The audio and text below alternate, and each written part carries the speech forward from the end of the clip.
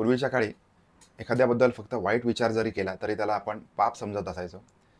पण आता खून करणे, बलात्कार करणे, चोऱ्या करणे आणि आपण दुसऱ्याचं ओरबाडून घेणे ह्याला सुद्धा कदाचित लोकं आता पाप समजत नाही आहेत. नमस्कार. कारनामा मराठी क्राईम स्टोरीमध्ये आपलं हार्दिक स्वागत आहे. आजची जी घटना आहे, सत्य घटना आहे. ही घटना आहे उत्तर प्रदेशमधली. उत्तर प्रदेशमधले कानपूर या ठिकाणची घटना आपण बघणार आहोत. पती-पत्नीचं नातं आहे, साता जन्माचं नातं म्हणून आपण याच्याकडे बघतो. पण याच्यामध्ये या पत्नीने आपल्या पतीचा काटा दूर केलाय आणि त्याची जी डेड बॉडी आहे याला सुद्धा व्यवस्थितरित्या याची विल्हेवाट लावलेली आहे.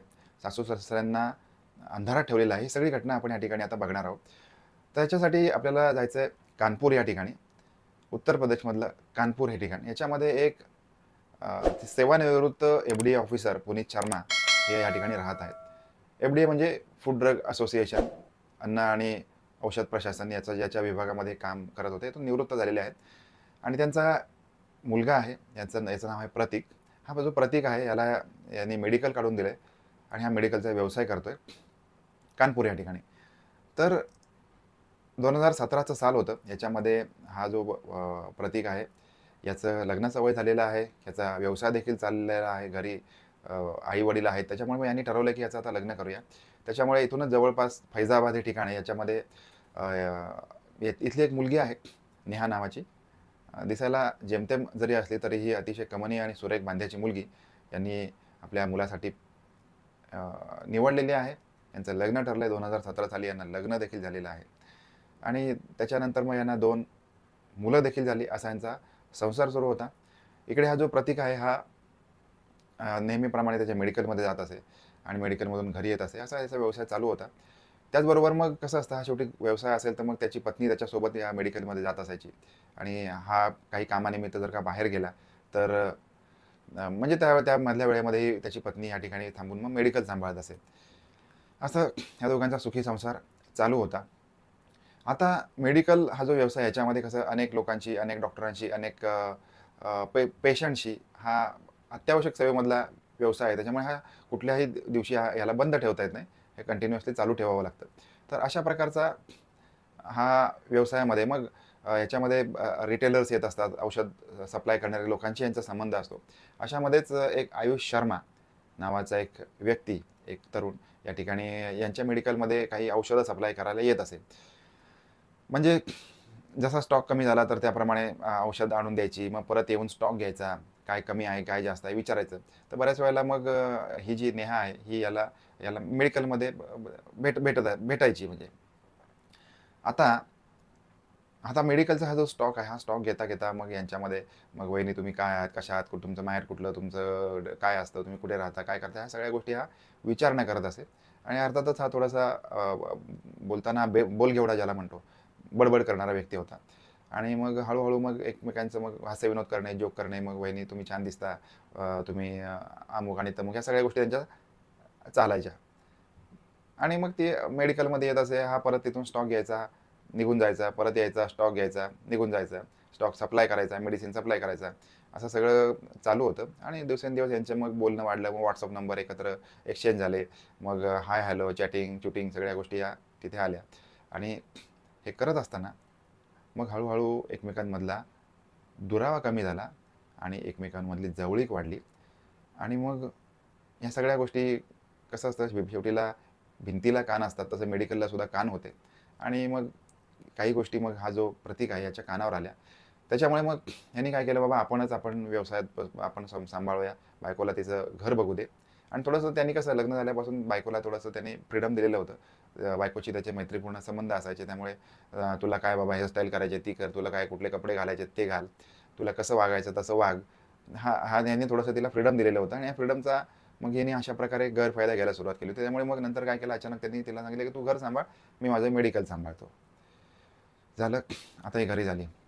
घरी जरी बसली असली तरी पण हिच्याकडे याचा नंबर होता, याच्याकडे हिचा नंबर होता. मग WhatsApp चॅट सुरू होतं, फोन कॉल सुरू होते. आणि मग काय झालं, आता बरेच दिवस आता हा यांचं मित्रासारखं यांचं वागणं होतं. मग यांच्याशी मग थोडं बरेच दिवसाचा विरह झाल्यामुळे मग ह्याने सुद्धा म्हणजे फोन केलेला आहे तिला, की बाबा आता काय करायचं, कसं भेटायचं. ते म्हटलं मग आता काय घरी या. मग आता कसं असतं की हा जो प्रतीक आहे हा दिवसभर बिचारा मेडिकलमध्ये असायचा, त्याचं तिकडचं काम होतं. मग हा याचा मित्र काय करायला लागला, तिकडचा स्टॉक घ्यायचा सोडून आता घरी येऊन हा स्टॉक घ्यायला सुरुवात केली याने. आणि हा स्टॉक घेता घेता मग मागणी आणि पुरवठा, जशी मागणी तसा पुरवठा, जशी मागणी तसा पुरवठा, असं मग यांच्यामध्ये सुरू झालं.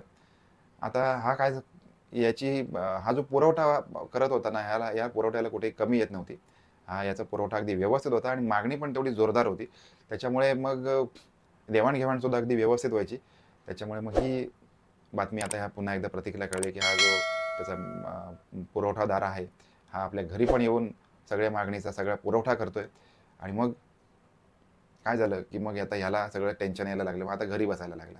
ह्यानी काय केलं, आता मेडिकल ह्याचं बऱ्याच वेळेला बंद असायचा, घरी असायचा. त्याच्यामुळे मग दिवसेंदिवस मग याच्यावर हा कर्जाचा बोजासुद्धा वाढायला लागला आणि थोडंसं याच्यावर कर्ज देखील झालं. शेवटी व्यवसाय आहे, हा व्यवसाय जर का नेटांनी चालवला तरच हा व्यवसाय व्यवस्थित चालतो. नाहीतर मग दुर्लक्ष केलं तर मग शेवटी मागणी तसा पुरवठा होत नाही आणि मग कर्जाचा बोजा वाढतो. तसं मग प्रतीकवर झालेलं होतं. आता इकडे पुन्हा एकदा यांच्यामध्ये काय झालं, की हा आता घरी बसायला लागला. त्याच्यामुळे आता यांच्या भेटीगाठी कमी व्हायला लागला. ही जी पत्नी होती याची नेहा आणि हिचा प्रियकर आयुष यांच्या भेटीगाठी कमी व्हायला लागल्या. त्याच्यामुळे आता मग यांनी ही जी पत्नी होती हिला काही सहन होईना. हिला काही करून हिचा मित्र हवाच होता. कारण हा एक व्यक्ती असा होता, की मागणीपेक्षा याचा पुरवठा जास्त असल्यामुळे याला हा कुठल्याही प्रकारे म्हणजे कुठल्याही वस्तूची कमी होऊ देत नव्हता. अगदी जिथल्या तिथे जशी मागणी तसा पुरवठा असं याचं चालू होतं. तर आता मग हिला ह्या गोष्टी आता हा पुरवठा कमी पडायला लागल्यामुळे मग मागणी तर तशीच होती. त्याच्यामुळे मग हिने काही गोष्टी मनामध्ये ठरवलेल्या आहेत. हिने प्लॅन करायला सुरुवात केलेली आहे आणि हिचा जो हा मित्र आहे आयुष, हा याचा औषधं पुरवण्याचा व्यवसाय असल्यामुळे ह्याला सगळ्या गोष्टी औषधांबद्दल खूप चांगलं माहिती होतं. तर ह्यानी मनामध्ये एक गोष्ट ठरवलेली आहे आणि याने ठरवलं आहे, की आता हा जो प्रतीक आहे, याला आपल्या आयुष्यातून बाजूला करायचं आणि आपण आपलं आयुष्य जगायचं. 6 मार्च 2024चा दिवस. या दिवशी आता हिने काय सांगितलंय तिच्या नवऱ्याला, की आता तुमच्यावर कर्ज वगैरे भरपूर झालंय आणि आता हे दिवस आपण इथेच राहतोय. जरा नवऱ्याला गोडी गुलाबीमध्ये घेतलं. त्याला पण वाटलं आता जाऊ दे, आता पत्नी आपली जरा आज गोड बोलते, ठीक आहे. तर तिने सांगितलं, की आता चला आपण आता काय करू, आपण आपल्या माहेरी जाऊ, फैजाबादला जाऊ, जरा 5-6 दिवस मुक्काम करू. आता हे तुम्हाला पण सगळ्या गोष्टीचं इकडे टेन्शन आहे. तर आपण थोडं तिकडे जाऊन थोडं रिलॅक्स होऊया आणि मग 4 दिवसांनी घरी येऊ. आता हे निघालेले आहेत 6 मार्चला. आता पत्नीने त्यांना सांगितलं, की आता नको आपण इथे आता घरी गेले, की कसं परत मग तिकडे तेच सगळ्या गोष्टी परत ते झालं. मग तुम्हाला 4 लोकं विचारणार, काय चाललंय, कसं चाललं. त्याच्यापेक्षा आपण एक काम करूया, थोडं लखनौला जाऊ आणि लखनौमध्ये जाऊन एक हॉटेलमध्ये जाऊन थोडं 2-3 दिवस रिलॅक्स होऊ आणि मग जाऊ परत पाहिजे तर. आता ही गोष्ट सुद्धा ह्या प्रतीकने मान्य केलेली आहे आणि हे त्या एका हॉटेलवर गेलेत. हॉटेलवर त्यांनी मुक्काम केलाय. आधीच ठरल्याप्रमाणे ही जी पत्नी होती, या पत्नीने नेहा हिने काय केलंय, याला पाण्याचा ग्लास प्यायला म्हणून दिलेला आहे आणि या पाण्याचा ग्लास प्यायल्यानंतर एक पाणी ग्लासभर प्यायल्यानंतर याला हा जो प्रतीक आहे याला कसं तरी व्हायला लागलंय आणि तो तडफडायला लागलेला आहे आणि हिने तिच्या तो मित्राला फोन केला, आयुषला फोन केला आणि सांगितलं, की "बाबा, या ठिकाणी आता ह्या अस्तव्यस्त झालेला आहे आणि ह्याला कसं तरी व्हायचं." तो म्हटला, की "नाही, ह्या विषयाचा असर हा 100% होणार. हे औषध असतं तसं शेवटीला त्याचं नॉलेज होतं त्याच्यामध्ये." आणि थोड्या वेळाने हा जो प्रतीक आहे याचा तडफडून त्या ठिकाणी मृत्यू झालेला आहे.